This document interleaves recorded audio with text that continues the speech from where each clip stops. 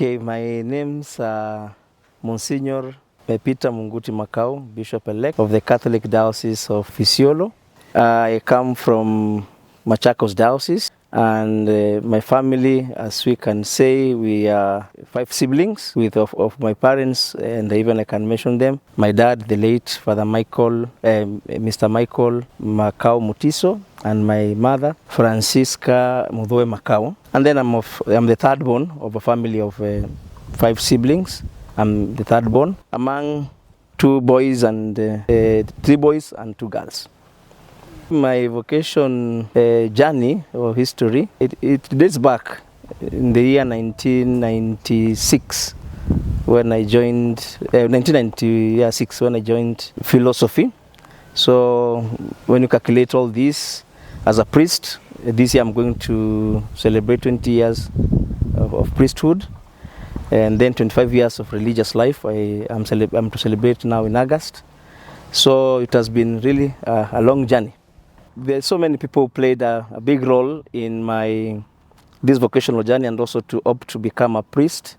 First of all, my family. It is a very, very Christian family, religious family, and in that we were brought up of people who could pray together, morning prayer, evening prayer, read the Word of God at home. My father was really very strict on that. So, and then of course he could also take us to church, which made us also join different groups. My brother, some joined the choir, I was an altar server. So I can say, first of all, the family really played a very, very big role. Secondly, I can also say my parish priest by then, because we belonged, that is in the parish, we belonged to a parish which was run by the Spirit and Missionary Holy Ghost Fathers. And really I loved the way I could see them doing their work, in the sense that they could live as a community. There were 3 of them. Then secondly, they could pray together. They really loved to help we as the poor people, and also some development. So I could really tell myself, if these people left their land, that is Ireland, to come and learn our culture, learn our language, who are we not also to do the same thing? So I can say they also played a very big role. Thirdly, I can also say, which also played a big role, is the secondary formation, because I went to the minor seminary, Paul the 6th Junior Seminary, and there we had plenty of moments of prayer, daily mass, sometimes recollections, and different congregations could come and share their charism, and even sometimes send some pamphlets so that you can know different congregations. So I actually say those 3 really played a big role in my vocational journey or choosing to become a priest. I was ordained in the year 2004, 20th of November 2004, the Feast of Christ the King. Being a religious, I would prefer maybe saying that I began as a religious because we do the vows of poverty, obedience, and chastity. So the first obedience is when somebody has done the first vows. So the first obedience I can say was when I was sent to go to Congo to do my theological studies. So that was the first assignment. Then later, when I was ordained in the year 2004 as a priest, I was given now the first appointment as a priest to go and work in Venezuela. Now, I usually like always to begin with the issue of Congo. Why? Because practically the first areas of formation, that is propedeutic, novitiate, philosophy, all were done here in Kenya. But now, theology, I did it in Congo. And it's very particular because when I went to Congo, that was in the year 1999, we were sent because there was a very particular issue, in that it was the time that there was war in Congo, and our general government wanted to close down the seminary. So we were sent there just to go and help so that they could not close down the seminary. So you can imagine going to a country that there is war and you are told you go and study there. So that was one of the biggest challenges that I had, no? The experience, no? But later I really came to love Congo, learning the language, learning the culture, learning the people, which really I enjoyed a lot. So that was we can say the first experience that was really joyful, no? Then secondly, now when I was ordained and I was sent to Venezuela. Venezuela, I worked there for 15 years. I can say like 9 years I was in the parish, first as an assistant parish priest for a period of 3-4 years, and then I became a parish priest for 6 years, and then later I became the regional superior or the delegate superior for a term of 6 years. That is 3 years from 2014 to 2019. Now, the experience of Venezuela is also very interesting because when I went there also, Venezuela was trying to transit a very particular moment in that it was now moving from capitalist government to a socialist, communist government, of which it brought a lot of chaos, I can say. Even till today, Venezuela is undergoing a very difficult moment. So really also that one affected me. First of all, you can imagine the distance from Africa going to Latin America, the culture, the language. But you just go there and then you really enjoy and you become even part and parcel of the people. Even like today, I usually say Venezuela, half of my heart was left in Venezuela, no?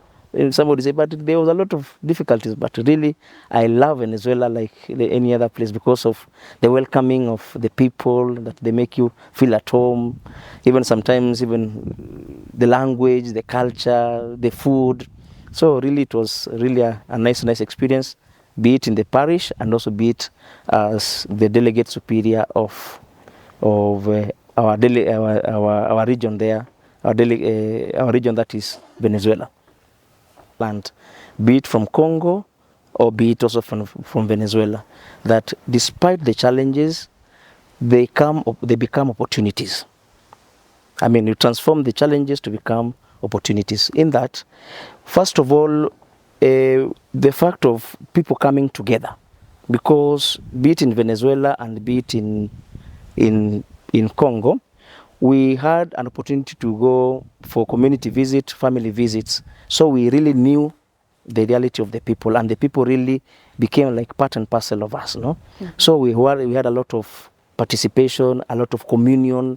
I mean, we could plan together, organize the activities together, and we become part and parcel of them. Even till today, there are people who really call me, I'm their son, no? I'm their son, I'm their brother. Others, they have so many children, you can say, no? That they even call you father, not because you are biological father, but because of what you have tried to encourage them. So I usually say that aspect of communion, that aspect of participation, that aspect of coming together and working together, knowing the reality of the people, that one really helped me a lot. First of all, it got me by surprise. Why? Because I was the regional superior of our Kenya-Uganda region, and we were in our last mandate. That is, we were left with 1 year. We were to finish May next year. So we were in the process of preparing for the issue of the documents for the handing over, no? So I do believe the day when the secretary of the nuncio, she's called Sister Ruth, when she called me, she told me, look, the nuncio wants to speak to you. So I thought it was just the normal visit or the normal information that the nuncio wants to have with the different entities. So I thought that he had called me for the aspect of asking about the congregation. So I went there. It was around 3 o'clock, and the nuncio came and he told me, look, I mean, welcome, and how is everything? So he began asking me about our General Superior. He's called Father James Lengarin, who was elected last year, that is 2023. So he was asking me how is James Lengarin faring on well with his mission as the General Superior. And I told him, look, I mean, he's doing well. He's visiting the different missions and countries, and he's doing quite well. And then he told me, okay, and what? How about the region of Kenya, the province of Kenya and Uganda? I told him, we are doing quite well. We are trying our level best now to visit the communities, and all the missionaries are doing quite well. So I said, okay, that's very good. I mean, so later he just told me, look, I mean, we have, he also asked me about the bishops, especially the bishops, the consultant bishops that we have, that is Bishop Kihara, Bishop Mukobo, and also Bishop Hieronymus Njoya, how they are faring on. I told them, well, I know that they are doing quite well, and we thank the Lord. So he just broke to me and told me, look, now, we have the Diocese of Isiolo, which was a vicariate, and it was elevated as a diocese in the month of February last year, 2023. So the bishop, the sitting bishop, that is Anthony Mukobo, had requested the Holy See for a coadjutor bishop, because he was in the period of, this year is going to retire. So he wanted an auxiliary bishop, a coadjutor bishop, so that they can work together before he retires or before the Holy See accepts his resignation.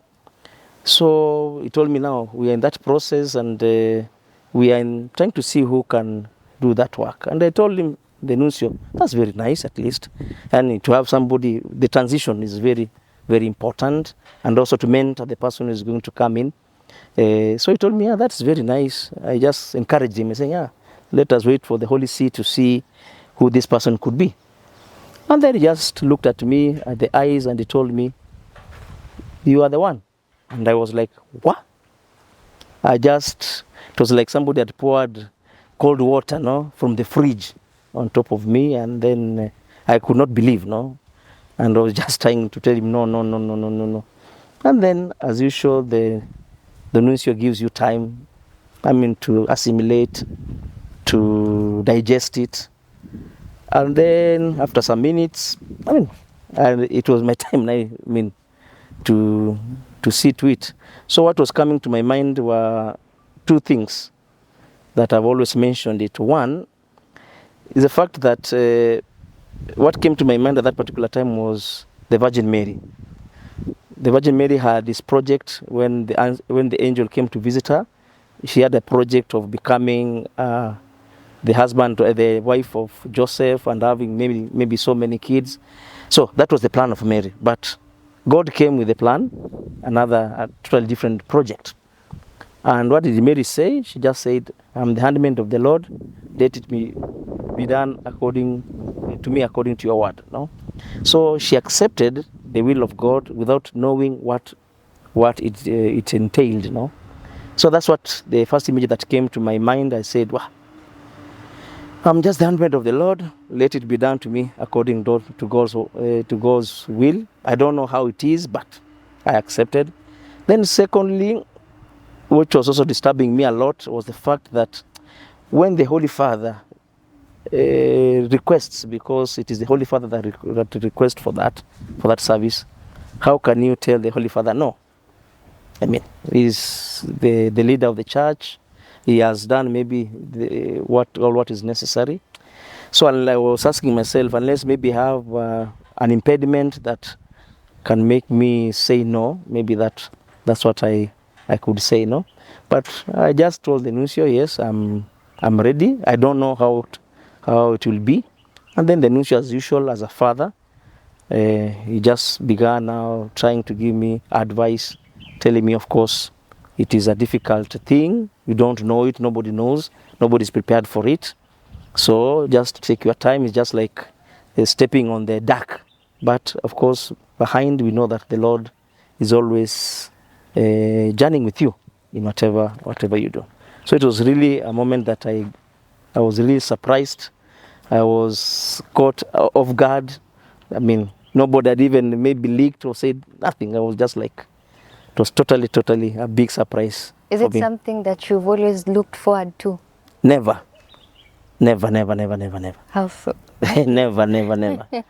Yeah, because I mean, what I usually say personally is that what I really asked for, Is to become a consulata missionary. I wrote an application letter and I was responded to, and to become a priest, a deacon and a priest. That is what I've always wanted to be. The others, never. But you're happy about it. Yeah, of course, you become happy and you learn as time goes by how it is. Because even when somebody becomes a parish priest, nobody asks you, do you want to become a parish priest? No. When I became the regional superior in Venezuela, nobody asked me. I mean, it was the election.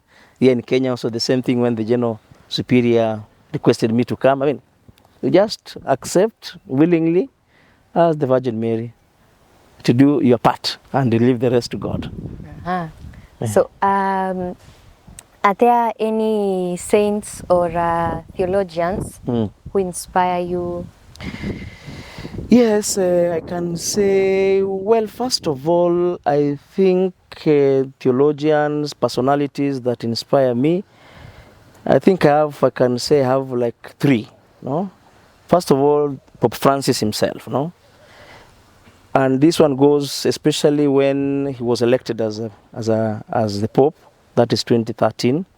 He came up with the encyclical, no, the joy of the gospel. That really like gave it like his master plan of how he sees the church could be. No? So since then, I've been reading a lot different encyclicals of the Pope Francis or interviews that the Pope Francis does, because it has a very simple language that anybody can understand. No, so that I really love reading Pope Francis. No, and then it's also very actualized with the situation that is happening in the society. The second person is another Archbishop. Is called Fulton Sheen. He passed on. He was an Archbishop. He has written so many books, bit of priesthood, of the Christian spirituality. So sometimes I get some books of him, and I usually like to read about him, Fulton Sheen. No? And then thirdly, there is another priest, but this is a Buddhist. It's called Dalai Lama. He's from Tibet. So sometimes he has very, very good reflections and books that he has written, meditations. So I love those three people, on top of many other people that have written so many other books. But for me, those three are very important for me. Yeah. So I have heard you mentioning that unapenda kuwatch reading books. Maybe other than reading, okay, maybe I might be preempting. What do you love doing when you're relaxing? Well, one of my hobbies, I can put it, is that I love a lot sports, especially jogging and walking. I think I walk daily, almost 1 hour, 1 hour and a half. I love that one. I mean, because it helps me also, first of all, to keep me fit, and also just to enjoy the environment. That is something that I love most.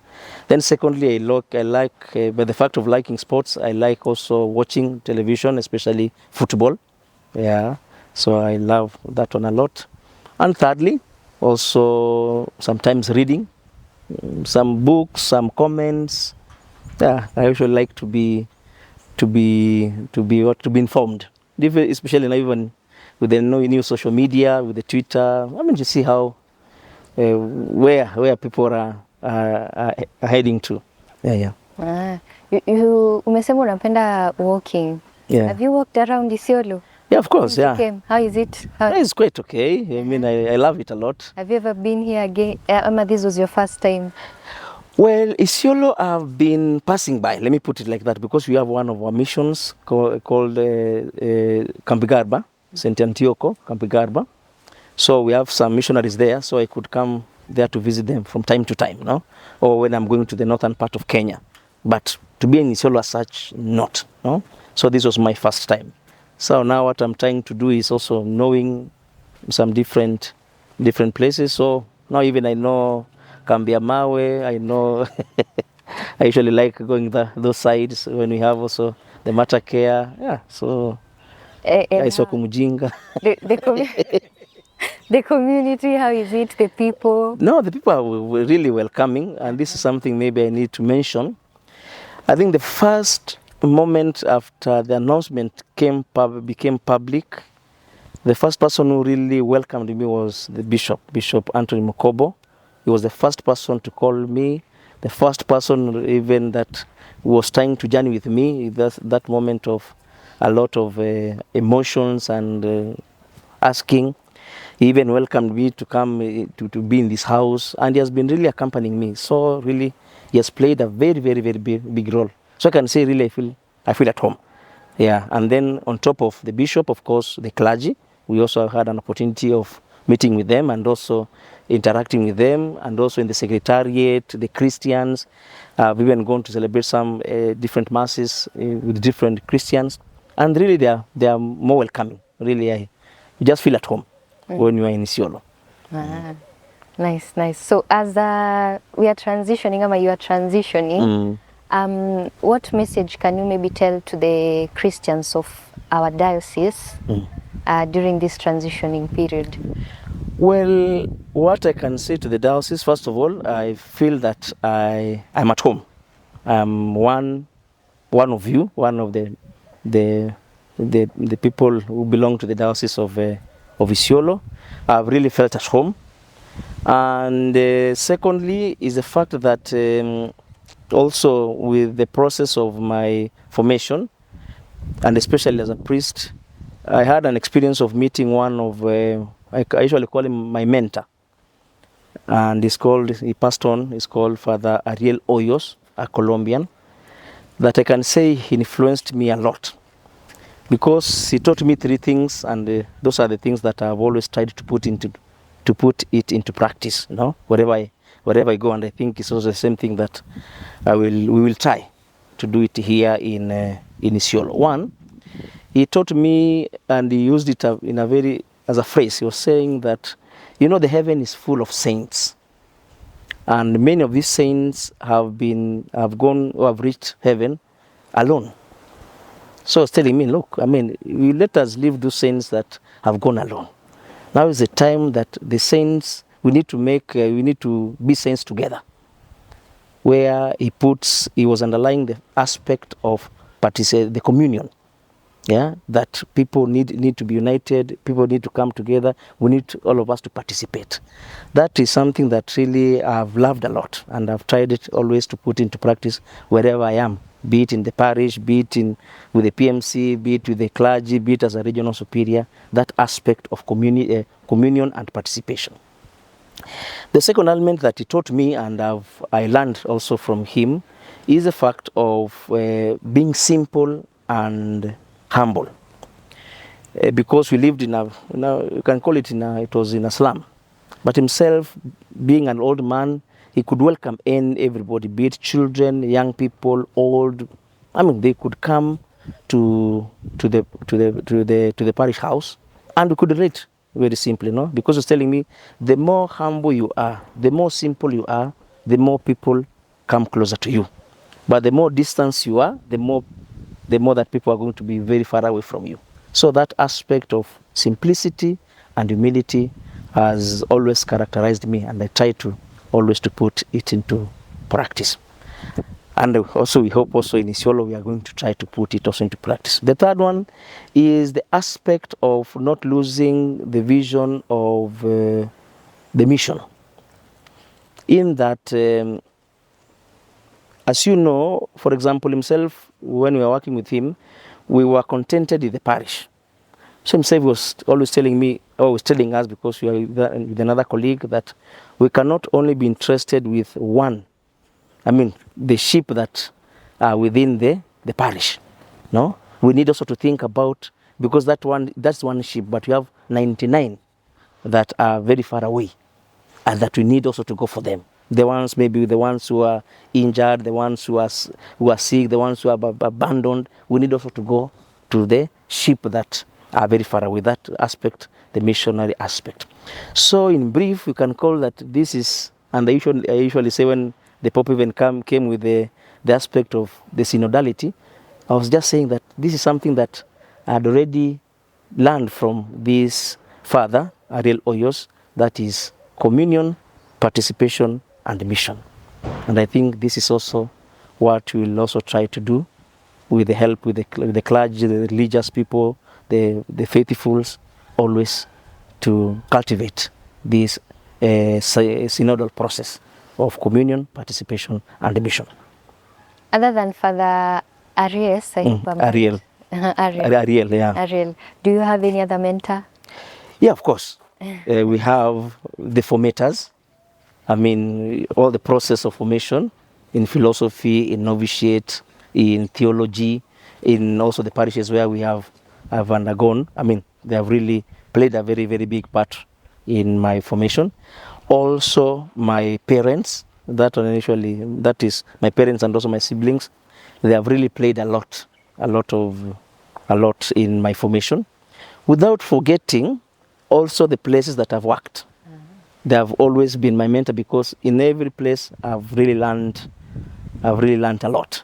I mean, to mention individually, I mean, it can be very difficult, but really I have, I can say, a big list of so many people who have really played a very big role in my formation. And now as you wind up, maybe you can elaborate or share in all the places that you've worked, because you've worked in Congo, Venezuela, I believe In so, Kenya. even in Uganda, Kenya pia. Mhm. How do you think all these places, all this pastoral work that you've done has prepared you for this new role?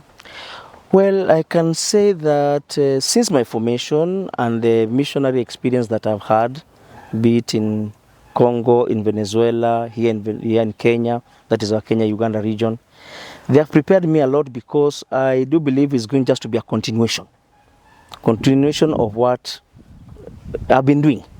Yeah, because really, as I mentioned before, when I meet challenges, I usually try to convert these challenges as through challenges, and it becomes really as an opportunity, no? So also, but like for example, the challenges that we underwent in Venezuela, to know the culture, also in Congo, to know the language, you come and find that all this, they help you to be really prepared for any situation, no? Then thirdly, by the virtue of being a missionary, because we are missionaries, consolata missionaries, and even when the founder who began this congregation, his intention was to form missionaries with the two objectives, or the charism, is that first of all, evangelization and human promotion. Those, they usually go together. So you cannot talk about baptizing somebody when he's hungry. We cannot talk about giving confirmation to somebody who is sick. So first of all, we need to see the reality where we have been. So this aspect of evangelization and human promotion played a very, very big role. And then also the founder also mentioned to us that sanctity, first saints, then missionaries, in which sense that in the normal things that we usually do, let us do them, the ordinary things, we do them in an extraordinary way, and by so we become saints. So saints is not something which is very far away. Sainthood is something which is among us. So that is, I usually say, that has really played a lot. I mean, the experience that I've had being a consolata missionary, that is also preparing me for this land of mission that is Isiolo. Nice. So me, I'm done. Maybe if you want to share something with the people. No, it's just to thank our communication team, led by Father Charles, and also the team for the good work that they are doing, especially for this interview, and also making known, especially this event, of the Episcopal consecration that is going to be held on the 27th, of which we warmly welcome each and every one of you, our viewers. First of all, for the solemn Vespers and taking of oath, which is going to be on the 26th, 27th, the day of the Episcopal consecration, and then 28th, the Thanksgiving. So it's just to continue asking you to continue praying for us in this ministry that you're going to begin, praying also for our diocese, the Diocese of Isiolo, and putting everything in the hands of God. I usually say, I do my best and God does the rest. So this is also what I would wish to encourage you and also assure you my prayers, especially in the Holy Mass, as we journey in this work of making Christ known to the ends of the earth. Kwa hivyo asanteni sana na Mungu awabariki.